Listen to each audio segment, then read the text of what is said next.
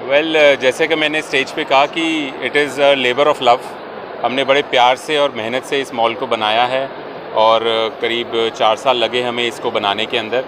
और जैसा कि आप लोग देख रहे हैं, हमने we brought all international standards to this city of Faridabad. हर तरीके से हमने इस मॉल को किसी भी तरीके से कोई कमी नहीं छोड़ी है। चाहे आप इसका फिनिशेस देखें, चाहे आप इसका इंटीरियर देखें, इसका इंफ्रास्ट्रक्चर देखें, पार्किंग देखें, हर तरीके से हमने कोई कमी नहीं छोड़ी है इसके अंदर, इसको एक पूरी तरीके से इंटरनेशनल लेवल का मॉल बनाने में। तो मैं आशा करता हूं कि जिस तरीके की हमने ये डेवलपमेंट यहाँ पे की है और जिस तरीके के हमने ब्रांड मिक्स यहाँ पे लाए हैं और जितने ब्रांड्स हमने यहाँ पे खोले हैं, ये फरीदाबाद के वासियों को बहुत पसंद आएगा। और धीरे धीरे जब वो यहाँ आना शुरू करेंगे और वो देखेंगे तो उनके लिए एक ऐसी जगह होगी जहाँ वो बार बार आना पसंद करेंगे। बंसल साहब, बहुत सारे मॉल्स हैं फरीदाबाद के अंदर, आपके इस मॉल में ऐसा क्या खास है जो जनता को जो अपनी तरफ आकर्षित करे, बाकियों से अलग? एक तो मैं कहूँगा कि हमारा साइज़ उनसे थोड़ा सा बड़ा है और साइज़ बड़ा होने के कारण हम ज़्यादा ऑफरिंग ला सकते हैं, ज़्यादा ब्रांड्स को जगह दे सकते हैं, जो हमारे स्टोर के साइजेस बेटर होंगे।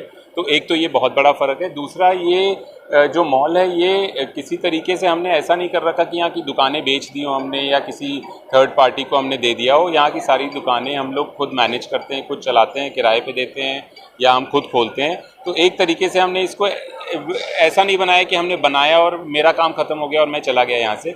इस मॉल को ना सिर्फ बनाना बट आगे चल के हमें चलाना और इसको सक्सेसफुल कराना भी हमारी जिम्मेदारी है और हम इसको पूरा करें। सर, कितने जो है इसमें शॉप होंगी और कौन सा बड़े ब्रांड जो है इसमें लेकर आ रहे हैं? क्या क्या कुछ देने वाले हैं फरीदाबाद के लिए, क्या कुछ खास रहेगा? वो खास तो थोड़ा सा खास पे अगर मैं बताऊं कि फॉर एग्जांपल यहाँ पे एक ही मॉल के अंदर 12 से 15 रेस्टोरेंट होंगे, जो मेरे ख्याल से आज के दिन फरीदाबाद में मॉल हैं बहुत सारे, बट ऐसा नहीं है कि एक ही जगह पे 15 रेस्टोरेंट है। और ऐसे रेस्टोरेंट जो अभी तक फरीदाबाद में नहीं है, जैसे अगर मैं नाम के तौर पे बताना चाहूँ तो पायरेट्स ऑफ ग्रिल यहाँ पे नहीं है, कैफे डेली हाइट्स यहाँ पे नहीं है, कैफेटेरिया एंड कंपनी यहाँ पे नहीं है, यूनाइटेड कॉफ़ी हाउस यहाँ पे नहीं है, तो पंजाब ग्रिल नहीं है, यूमी नहीं। तो एक बहुत ही अलग तरीके से हमने इसको प्लान किया है। मुझे ऐसा लग रहा था कि ये ऑफरिंग फरीदाबाद में मिसिंग है और यहाँ के लोगों की ये ज़रूरत है। तो ये तो हो गया फूड का पार्ट। दूसरी तरफ अगर मैं जाऊँ, अगर मैं अपैरल की बात करूँ या अगर मैं फूड कोर्ट की बात करूँ, तो फूड कोर्ट भी इस तरीके का जो हमने बनाया है, करीब 400-500 की सीटिंग का, जिसमें हमने डोमिनोज भी है, KFC भी है, पिज़्ज़ा हट भी है, हल्दीराम भी है। तो एक ये जो हमने मिक्स लेके आए हैं एक साथ, ये अभी तक मॉल्स के अंदर फरीदाबाद में मैंने नहीं देखा। दूसरा जो एक बहुत बड़ा डिफरेंशिएटर और भी रहेगा, वो रहेगा यहाँ का एंटरटेनमेंट सेंटर, जो बच्चों के लिए बहुत ही एक अलग सी चीज़ यहाँ पे आपको दिखाई देगी। ऑलमोस्ट 10,000 स्क्वायर फुट का हमारा एंटरटेनमेंट सेंटर है, जो कि फरीदाबाद में अगेन मैं कहूँगा कि ऐसा कहीं कुछ खुला नहीं हुआ है। ये भी एक बहुत डिफरेंट चीज़ रहेगी। बस स्टैंड से जिस तरीके से लगा हुआ है, तो क्या उम्मीद करते हैं आप? कितना I think it is a very positive thing. मतलब बस स्टैंड की अपनी फुटफॉल रहेगी जो हमारे मॉल को हेल्प करेगी। उनके जो लोग यहाँ पे आएंगे या वेट कर रहे होंगे, उनको एक जगह मिल गई वेट करने के लिए, वो मॉल में आ सकते हैं, कुछ खा सकते हैं, सिनेमा देख सकते हैं, कुछ शॉपिंग कर सकते हैं।